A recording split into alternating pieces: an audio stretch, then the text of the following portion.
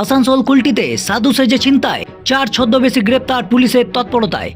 উত্তরাখণ্ড ও হরিয়ানার বাসিন্দা ছদ্মবেশী চক্র কুলটি থেকে গ্রেপ্তার।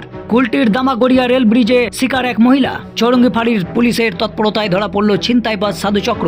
সাধু সেজে ছিনতাই করার চাঞ্চল্যকর ঘটনায় কুলটি থানা এলাকার চৌরঙ্গি ফাঁড়ির পুলিশ 4 জন অভিযুক্তকে গ্রেপ্তার করল। ধৃতদের বাড়ি উত্তরাখণ্ড ও হরিয়ানায়।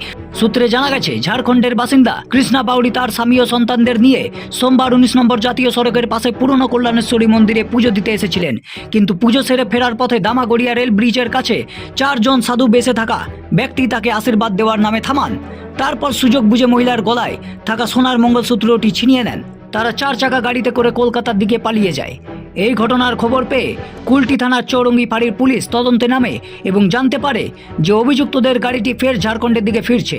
দ্রুত পুলিশ নাকা চেকিং শুরু করে এবং মেলাগলা সংলগ্ন রাস্তায় গাড়িসহ 4 জনকে আটক করতে সক্ষম হয়। চতুর ছিনতাইকারীরা ছদ্মবেশে ছিনতাই করে এলাকায় আতঙ্ক ছড়িয়েছিল। ধৃতদের মঙ্গলবার আসানসোল আদালতে পেশ করা হয়েছে এবং তদন্তের স্বার্থে তাদের হেফাজত নেওয়া হবে বলে জানিয়েছেন পুলিশ। ব্যুরো রিপোর্ট, টাইমস নাও, আসানসোল।